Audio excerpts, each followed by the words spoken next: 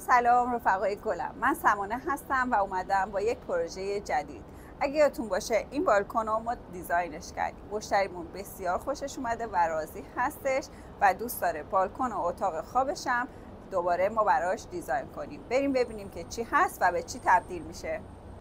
همونطور که میبینین این تراس اتاق خوابه بیروح و مرده. ما قراره با یک حرکت های کوچولو به این تراس قشنگ با این ویو قشنگ یه روح و جان تازه ببخشیم. بریم استارت بزنیم. تراس رو با دقت اندازه گیری میکنم، چمن رو میارم و روی چمن هم اندازه هامو میزنم و شروع میکنم به کات کردن. خوبی این چمن اینه که مثل فرش بافته شده، با این تفاوت که پشتش یک پلاستیک سیاهه و روی این پلاستیک سیاه دوختهای چمن کاملا دیده میشه. خطی صاف داره که تو میتونی با فالو کردن این خطوط صاف کاتی که میزنی صاف و مرتب باشه. من به خاطر اینکه متراژ بالکنی زیاد بود مجبور بودم چندین بار اندازه گیری کنم تا بتونم دقیق بیام. خب الان بچه ها اومدن که اول اینجا رو تمیز کنن چون خیلی خاک داره. وقتی کامل تمیز کردن بعد ما میریم برای پهن کردن چمن که من برشش رو زدم.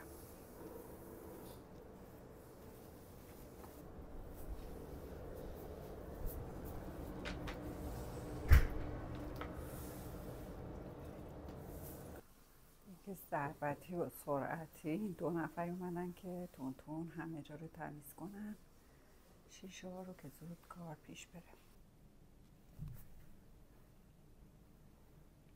از کار این تیم خیلی خوشم میاد و راضی هستم چون با دقت تمام شیشه های تراس رو تمیز میکنن و توی این مدت من کمتر تیمی دیدم که به این تمیزی کار کنن و تمام شیشه ها رو تمیز کنن.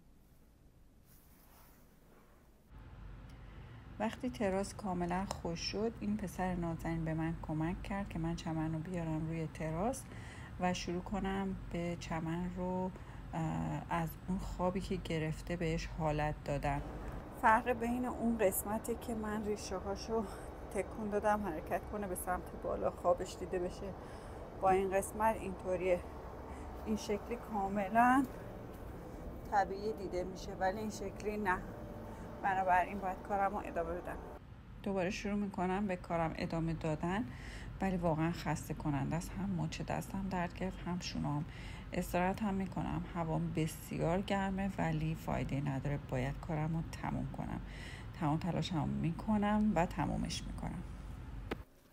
مبلای آوتدورم رسید، الان میارن داخل. You can come inside.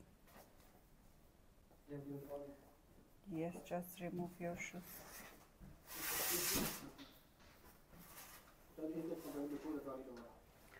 This room. Yes. You can keep it this door.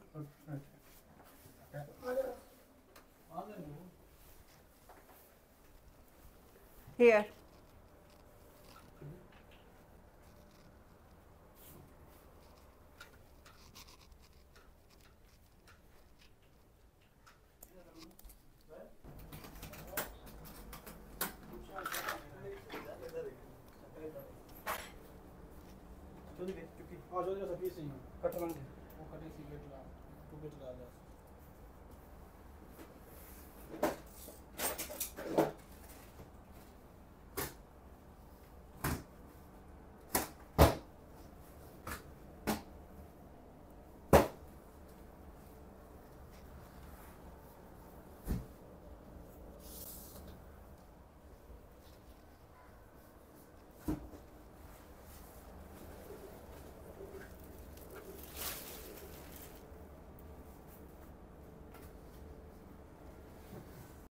من خیلی دوست داشتم این صندلی‌ها رو خودم به هم دیگه وصل کنم و آماده کنم ولی این کمپانی که ازشون خرید کرده بودیم وقتی آوردن گفتن نه، ما مسئولیم خودمون این صندلی‌ها رو به هم دیگه وصل کنیم و آماده تحویل مشتری بدیم، عکس و فیلم بگیریم برای کمپانی بفرستیم. و من هم دیگه چاره‌ای نداشتم جز این که فقط ناظر کیفی باشم و دقت کنم ببینم کارشون رو با دقت انجام میدن یا نه، که خدا رو شکر با دقت انجام دادن و رفتن. این آقایم که برای برقکاری اومده که چراغای تراس رو نصب کنه، ایشون هم رسیدن. خیلی عالی شد، همه چی با هم رسید. تا وقتی که آقای برقکار اون یک دونه چراغ روی تراس رو نصب میکنه، من این میز رو که از یه جای دیگه خرید کرده بودیم و بس میکنم. خیلی سریع با مال تراس دیگه عوضش میکنم چون به اینجا بیشتر میاد و بچه ها میان تمیز میکنن، نظافت میکنن، میرن اتاقای دیگر رو تمیز میکنن، نظافت میکنن و میرن. آقای برقکار همچنان داره اون یک دونه چراغ روی تراس رو وصل میکنه و تموم نمیشه. بالاخره تموم میشه، میره و من شروع میکنم به چیدن وسایل روی تراس تا ببینیم چه شکلی میشه این تراس با مزه. اینجا هم تموم شد با همین چند حرکت کوچیک. اینجا دنج و دوست داشتنی شد، میتونی عصرونه بخوری و از این ویوی زیبا لذت ببری. میتونی یوگا کنین اینجا و لذتشو ببرین. لافش هم این شکلی وصل شده و خورشیدی هست. از این قسمت که پنلش رو گذاشتیم نور میگیره و کنترل هم داره که شبا میتونید روشن خاموشش هم بکنید و به همین سادگی و زیبایی. اگه از این ویدیو خوشتون اومد خوشحال میشم لایک کنین، کامنت برام بذارین، حتما نظراتون رو میخونم و اگه دوست دارین ویدیوهای بعدیمو ببینین حتما سابسکرایب کنین و زنگوله رو بزنین. مرسی، تا ویدیو بعد.